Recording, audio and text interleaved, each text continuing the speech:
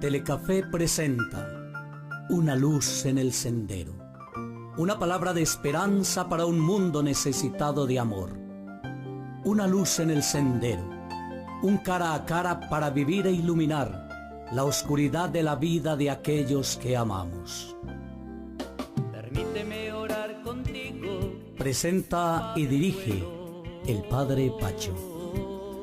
Muy buenas noches, bienvenidos a nuestro programa Una luz en el sendero, un diálogo vigente con temas de actualidad como este que trataremos en la segunda parte, como es el derecho en el matrimonio y la familia. Hemos recibido una exhortación llamada Amoris Laetitia, que es un llamado a crecer en el amor de los esposos y una motivación a las nuevas generaciones para que opten por el matrimonio y la familia. En la exhortación Amoris Laetitia hace referencia a la necesidad de hacer más accesibles y ágiles los procesos para el reconocimiento de los casos de nulidad. Y el Papa ha publicado el motu propio Mitis Iudes, donde el obispo pues tiene una tarea importante de ser juez en su iglesia particular, haciéndose responsable de aquellas solicitudes de nulidad matrimonial. Nuevamente nos acompaña el padre Tulio Andrés, con quien queremos compartir en esta noche. Padre, muy buenas noches. ¿Por qué es importante Amoris Laetitia? Buenas noches, Padre Pacho. Buenas noches a todas las personas que nos ven en este espacio. Bueno, este documento, esta exhortación apostólica Amoris Laetitia, unido al documento que mencionaba también el motu propio Mitis Iudes Dominus Iesus, digamos, han generado todo un cambio en la praxis de la Iglesia en el tema del matrimonio y de las nulidades, sobre todo de los procesos de nulidad matrimonial, porque de alguna manera es unir como la pastoral con el derecho. No es que sean enemigos la pastoral y el derecho, la pastoral y el derecho tienen que ir siempre juntos, porque no es una realidad, digamos, el derecho es como el esqueleto, diríamos, pero la pastoral le pone como la carne al cuerpo.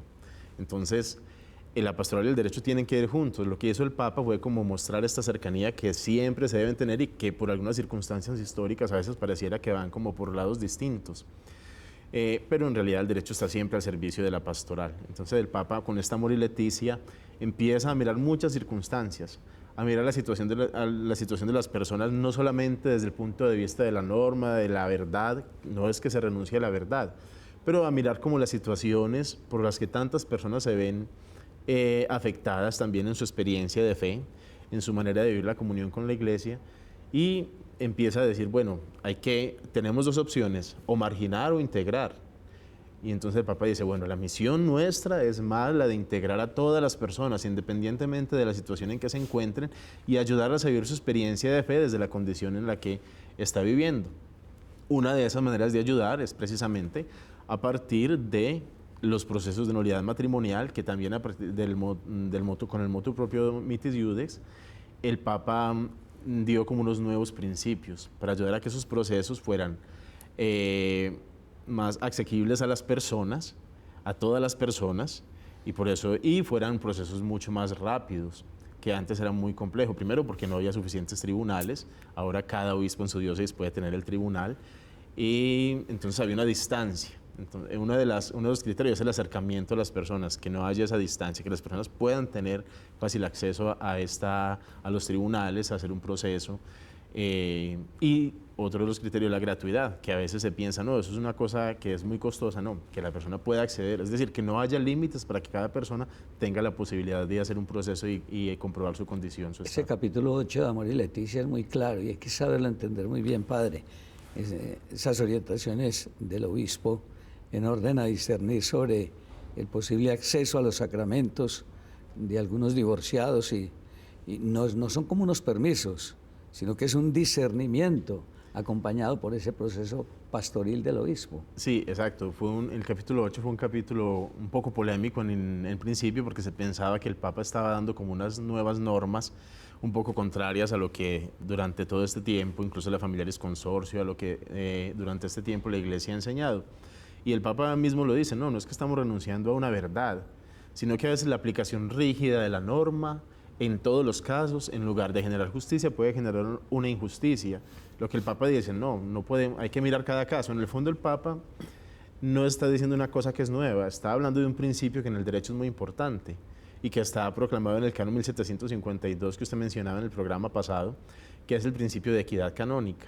El Canon 1752 dice, mirando siempre con equidad canónica, es decir, es aplicar la norma en el caso concreto, aplicar la norma en el caso concreto con las circunstancias propias de ese caso, porque la aplicación rígida de la norma puede siempre crear, en muchos casos, una injusticia. El Papa lo que dice es, bueno, hay que discernir cada caso, porque no todos los casos son iguales. No es lo mismo el caso de un hombre que vive con una mujer y convive con otra, a de uno que su matrimonio fracasó y que después de mucho tiempo constituyó un hogar con otra persona, con sus hijos, y vive una familia casi a manera de un matrimonio, y que vive una experiencia de fe, que quiere un acercamiento con el Señor, vive una experiencia de comunión. Entonces el Papa dice, no es precisamente que se diga, no, hay que darle los sacramentos a todas las personas que, digamos, se divorciaron o se separaron y se volvieron y tienen otra unión, sino que hay que discernir cada situación concreta. ¿Qué deben hacer esas parejas nuevas cuando no es posible la nulidad en ellas y ya tienen otra relación? A nivel de iglesia, ¿cómo acompañarlas? Bueno, ese es uno de los casos más complejos. En la doctrina tradicional se hablaba, por ejemplo, que ya existía la posibilidad incluso de que muchas pudieran tener acceso a la comunión, cuando decían, con el término latino que venía, tanquam frater et soror, es decir, cuando viven como hermano y hermana. En algunos casos se permite, incluso el obispo, el ordinario también, puede determinar que en esos casos las personas puedan acceder incluso al sacramento de la comunión. Pero lo que el Papa Francisco propone es que en algunos casos, cuando definitivamente no es posible hacer el proceso de nulidad, o cuando definitivamente el matrimonio anterior era válido y después de hacer un proceso se llega a la conclusión de que no hay una causal suficiente para declarar la nulidad, es integrar a esas personas en la pastoral, integrarlas en la vida de la iglesia de otras maneras. En el numeral allá, el capítulo 8 habla, a veces en algunos casos sacramental. Estoy hablando en esos casos cuando dices de lo que acaba de decir, cuando ya se llega a un acuerdo. Pero el hecho es no marginar, es tratar de integrar a las personas aún en actividades de la vida pastoral de una comunidad parroquial, por ejemplo, que podrían hacer y que no generen, pues, que no representen un antitestimonio para una comunidad. Antes de hablar de esas novedades, ¿en qué consiste, padre Tulio Andrés, un proceso de nulidad matrimonial? Bueno, un proceso de nulidad matrimonial consiste precisamente en el ejercicio de un derecho de todo fiel para constatar su estado delante de la iglesia. Cuando un matrimonio fracasa, por ejemplo, la persona tiene derecho a saber si ese matrimonio ya desde el inicio era válido o no era válido. No es un divorcio, lo decíamos al inicio, no es un divorcio. No es anular, hay que aclarar ahí los términos. Es constatar una situación que existe desde el inicio mismo en que se manifestó el consentimiento. No es un divorcio porque lo que Dios une no lo puede separar ningún poder humano. Lo dice la misma palabra de Dios y se dice incluso en el momento de la celebración del matrimonio. Cuando una unión, cuando Dios ha unido a un hombre y una mujer, esa realidad ninguna potestad humana puede separarla, ni el Papa siquiera. Excepto en algunos casos, bueno, que no sé si tendremos tiempo de hablar de esos casos, que es el caso del matrimonio rato no consumado, del privilegio paulino, el privilegio petrino, pero bien. Pero sí, entonces no es divorcio, no es anular, porque anular significa que un acto empieza a ser ineficaz desde el momento mismo en que se declara esa ineficacia, es decir, como decir, el matrimonio fue válido, pero cuando se llega a este momento de la sentencia, a partir de este momento ya no es válido. O sea, eso sería anular. Nunca existió. No, cuando se anula quiere decir existió, pero no existe a partir del momento en que se da una sentencia. En cambio, declarar la nulidad, que es lo que se hace normalmente en un proceso en la iglesia, es decir, es ir allá al momento de la manifestación del consentimiento, mirar si se dieron todas las condiciones jurídicas incluso para que el acto tuviera la eficacia. Y si se dieron todas las condiciones, pues el acto es válido. Pero si no se dieron todas las condiciones, si hubo algún vicio, si había algún impedimento dirimente o algún defecto en la misma forma de la celebración, es decir, como no se dieron todas las condiciones, ese acto realmente no existió. Ahora, eso lo tiene que determinar la autoridad competente. No es que la persona piense, no, para mí ese matrimonio no fue válido, entonces yo creo que es nulo, puedo casarme otra vez. No, hay que hacer un proceso precisamente porque es a través de un tribunal que conoce pues todo el proceso, la normativa, que se constata si se dio o no se dio el vínculo matrimonial, si surgió o no surgió en esa manifestación del consentimiento. ¿Quién puede solicitar la nulidad? La puede solicitar solamente las personas interesadas, que en este caso tienen la capacidad para solicitarlo, digamos, solamente los que contrajeron el matrimonio, es decir, los esposos. Ellos pueden solicitar. No es necesario que ambos estén de acuerdo. No es necesario que ambos estén de acuerdo, aunque si ambos están de acuerdo, el proceso se hace mucho más fácil. Pero si una de las partes no está de acuerdo, basta que una sola de las partes se presente delante del tribunal y el tribunal, a partir de ese testimonio de esa parte, pues ya cita a la contraparte. Si la contraparte está de acuerdo y va, digamos, al tribunal y accede a que se haga el proceso, pues lo hace más fácil. Pero si no se da, de todas maneras, con el hecho de que una sola parte presente la demanda de nulidad, ya es suficiente para iniciar el proceso y llevarlo adelante. ¿Cómo deben presentar la solicitud de nulidad? Normalmente se presenta delante del vicario judicial. En la curia diocesana está un vicario judicial que es el que tiene la competencia para recibir la denuncia. Él es el que constata si la demanda tiene lo que llama el fumus bona iuris, es decir, como el olor de buen derecho, es decir, hay como elementos reales para iniciar un proceso. Luego de que el vicario lo constata, entonces recibe el caso, se presenta la demanda y se inicia todo el proceso ya al interno del tribunal, que es un proceso, se hace la instructoria, es un proceso donde ya se llaman las personas, a los testigos, se llaman a declarar y se llevan las pruebas también para iniciar el proceso. Bueno, antes de hablar concretamente de esas causales de nulidad, que yo quiero como que las tengamos como en esos tres grandes grupos que hoy propone el derecho canónico, yo le invito para que vamos a un primer receso y regresemos con este programa de derecho para el matrimonio y la familia. Ya regresamos. Permíteme orar contigo. Permíteme orar contigo. Las causales de nulidad matrimonial, el Código de Derecho Canónico las divide en tres grandes grupos. En esta última parte ya del programa, Tulio Andrés, vamos a hablar de estos tres grupos. El primero de ellos son los impedimentos. ¿Por qué no hablamos un poco sobre ellos? Exacto. Existen unos impedimentos que se llaman impedimentos dirimentes. Algunos vienen pues por el mismo derecho natural, otros a partir de la misma ordenación que ha hecho la Iglesia desde el establecimiento de algunas normas que ayudan al mejor ejercicio de este derecho. Estamos hablando pues de unas realidades que en general o son contrarias a los fines mínimos del matrimonio o por algún motivo particular la Iglesia considera que definitivamente una persona no puede contraer un matrimonio en una circunstancia concreta. Entonces, por ejemplo, estamos hablando de un impedimento, el impedimento de impotencia.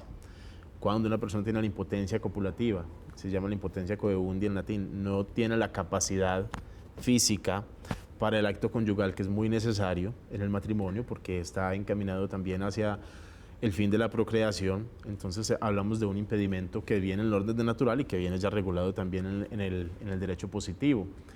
Hace imposible que se dé el pacto conyugal, pues porque ya no se puede responder a uno de los fines.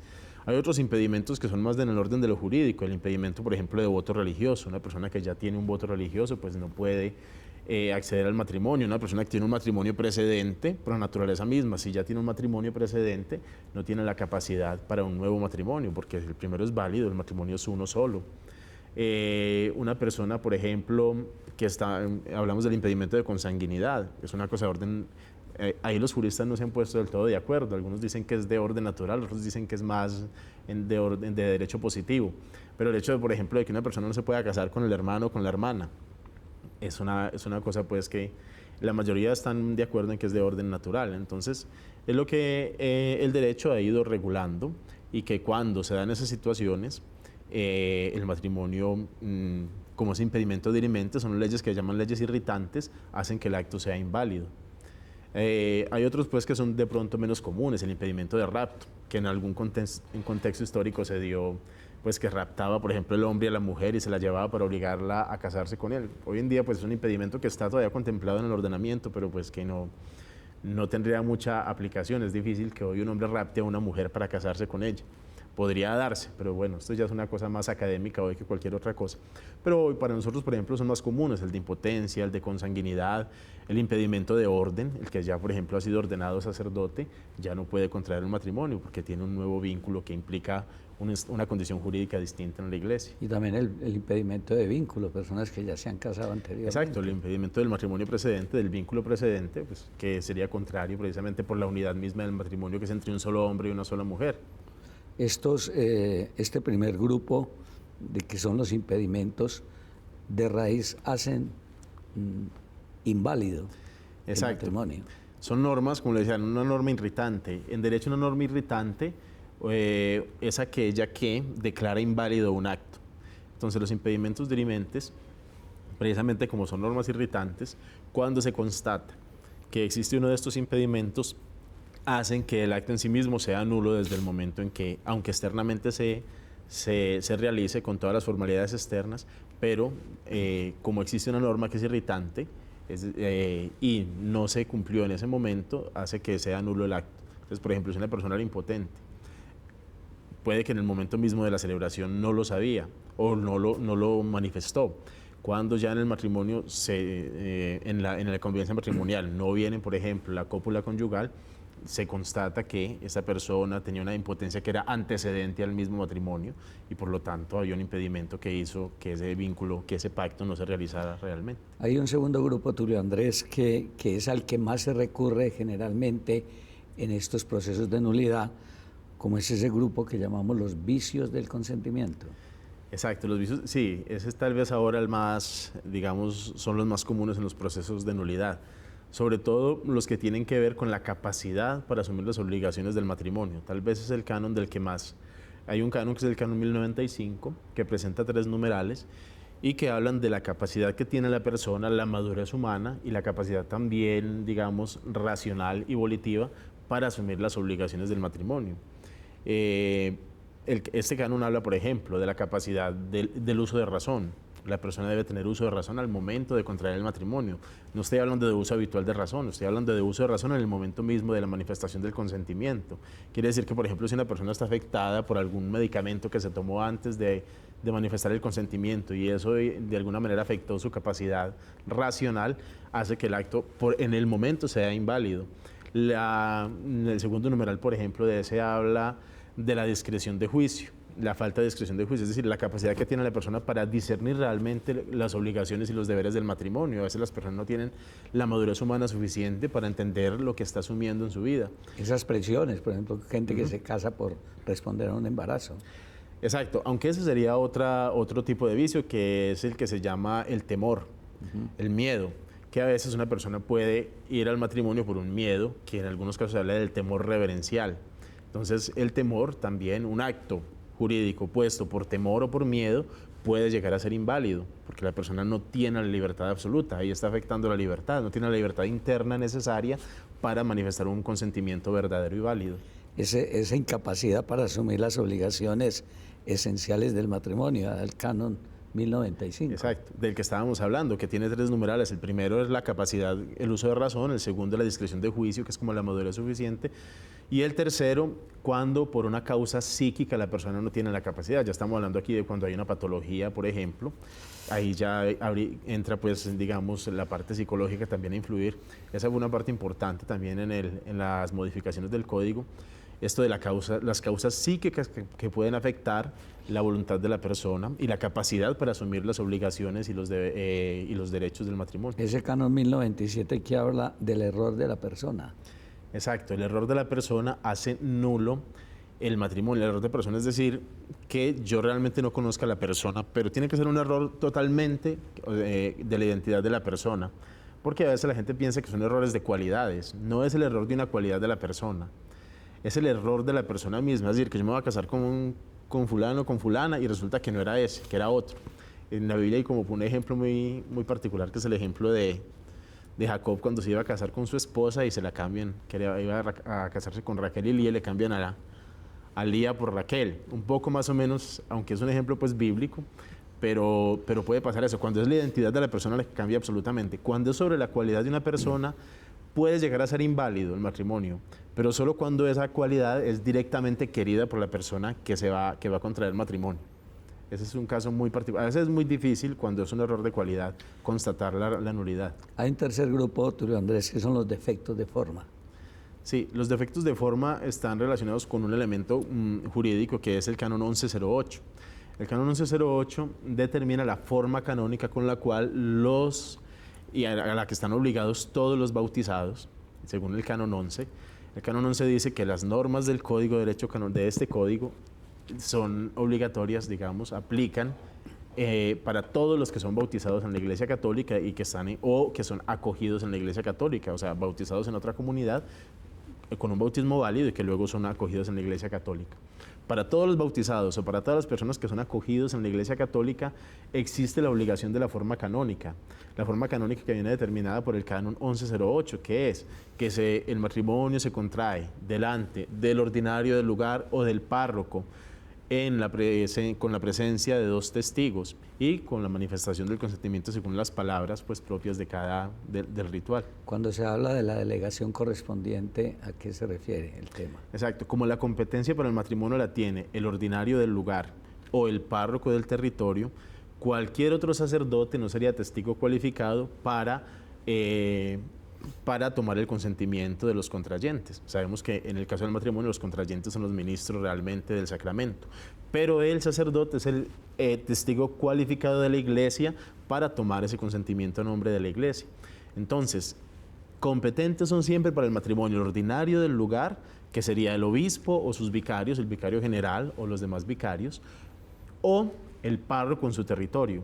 Si algún otro sacerdote va a tomar el consentimiento de esas personas, tiene que tener una delegación específica, sea del ordinario o del párroco del lugar, para que sea válido. Si, por ejemplo, un sacerdote, yo soy formador del seminario, y en el seminario celebro un matrimonio de unas personas, tomo el consentimiento de unas personas, el matrimonio es inválido. ¿Por qué? Porque yo no soy ni ordinario ni párroco.